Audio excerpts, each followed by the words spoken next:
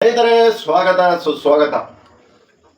ವ್ಯಕ್ತಿಗಳು ಹೇಗೆ ಇರಲಿ, ಎಂಥವರೇ ಇರಲಿ, ಈ ಮೂರು ಜನ ವ್ಯಕ್ತಿಗಳು, ಕುಮಾರಸ್ವಾಮಿ ಆಗಲಿ, ಯಡಿಯೂರಪ್ಪನವರಾಗಲಿ, ಮತ್ತೆ ಮಾಜಿ ಮುಖ್ಯಮಂತ್ರಿಗಳಾದಂಥ ಸಿದ್ದರಾಮಯ್ಯನವರಾಗಲಿ, ಒಳ್ಳೊಳ್ಳೆ ಯೋಜನೆಗಳು ತಂದರು. ಬಡವರಿಗೆ ಮುಕ್ತ ಅಂತ ಯೋಜನೆಗಳು ತಂದರು. ಒಳ್ಳೆ ದೀನ ದಲಿತರಿಗೆ ಯೋಜನೆಗಳು ತಂದರು ಸಿದ್ದರಾಮಯ್ಯನವರು. ಶೂ ಭಾಗ್ಯ ತಂದರು. ಅನ್ನದಾತ ಅನ್ನರಾಮಯ್ಯ ಅನ್ನಿಸ್ಕೊಂಡ್ರು. ಆದರೆ ಇಲ್ಲ ಫಸ್ಟೇ CM ಮಾಡಬಾರ್ದಿತ್ತು. ಎರಡನೇ ಬಾರಿಗೆ ಇಲ್ಲ ವಿದಾಯ ಈ ಥರ ಆಗಬಾರ್ದು. ಈ ಥರ ಎಲ್ಲ ಅವ್ರು ಬಂದು ಇವ್ರು ಕರೆದು, ಯಾಕೆಂದರೆ ಮೇರು ನಾಯಕರು ಕಣ್ರಿ, ಅವ್ರು ಎಂಥದೇ ಇದಿರಲಿ, ಆದರೆ ಈ ಥರ ಒಂದು ಅಂತ್ಯ ಆಗೋದು ತುಂಬ ಒಂದು ದುರಂತ ಅಂತಲೇ ಹೇಳ್ಬೋದು. ಹಾಗೆ ಕುಮಾರಸ್ವಾಮಿ ಅವ್ರದ್ದು ಹೀಗೆ ಆಯಿತು. ಒಳ್ಳೊಳ್ಳೆ ಕೆಲಸಗಳು ಮಾಡಿದ್ರು, ಒಳ್ಳೆ ಜನಪರ ಕಾರ್ಯ ಮಾಡಿದ್ರು, ರೈತರಿಗೆ ಬೇಕಾದಂಥ ಹೆಲ್ಪ್ ಮಾಡಿದ್ರು, ರೈತರಿಗೆ ಸಾಲ ಮನ್ನಾ ಮಾಡಿದ್ರು. ಆದರೆ ಕೊನೆಯಲ್ಲಿ ಅವ್ರನ್ನು 14-15 ತಿಂಗಳಾದಮೇಲೆ ಬಾಂಬೆಗೆ ಯಾರನ್ನ ಎತ್ಕೆ ಹೋದ್ರು ಶಾಸಕರನ್ನ, ಅವರು ಮುಖ್ಯಮಂತ್ರಿಯಿಂದ ಇಳಿಯೋತ್ತಿಗೆ ಒಂದು ಒಳ್ಳೆಯ ರೀತಿಯ ಇಳಿಲಿಲ್ಲ. ಯಡಿಯೂರಪ್ಪನವರು 3 ವರ್ಷನೂ ಕೊನೆ ಬಾರಿ CM ಆದರು. ಅವರು ಒಳ್ಳೆ ಕೆಲಸ, ಭಾಗ್ಯಲಕ್ಷ್ಮಿ ಯೋಜನೆ, ಮತ್ತೊಂದು ಮಗದೊಂದು ಎಲ್ಲ ರೀತಿಯ ಯೋಜನೆಗಳು ಮಾಡಿದ್ರು. ಆದರೆ ಕೊನೆಗೆ ಅವ್ರದ್ದು ಈ ದುರಂತ ಆಯಿತು ನೋಡಿ.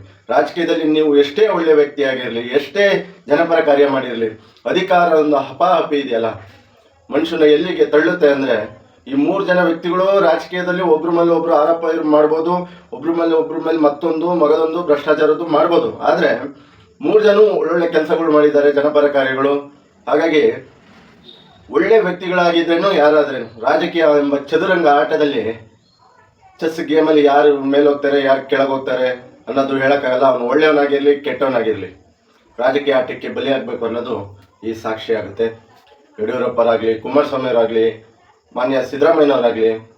ಯಾಕೆಂದರೆ ಸಿದ್ದರಾಮಯ್ಯನವ್ರ ಬಗ್ಗೆ ಭಾವುಕವಾಗಿ ಹೇಳಬೇಕು.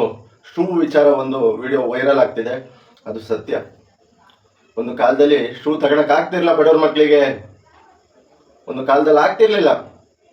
ಆ ಶೂ ಯೋಜನೆ ತಂದು ಬಡವ್ರ ಮಕ್ಕಳಿಗೆ ಆ ಭಾಗ್ಯ ಕೊಟ್ಟರು. ತುಂಬ ಸಂತೋಷದ ವಿಷಯ. ಅಂತಂಥ ದೊಡ್ಡ ಯೋಜನೆಗಳು ಕೊಟ್ಟರು. ಭಾಗ್ಯಲಕ್ಷ್ಮಿ ಯೋಜನೆ ಕೊಟ್ಟರು ಯಡಿಯೂರಪ್ಪನವರು, ಸೈಕಲನ್ನು ಕೊಟ್ಟರು ಕುಮಾರಸ್ವಾಮಿಯವರು.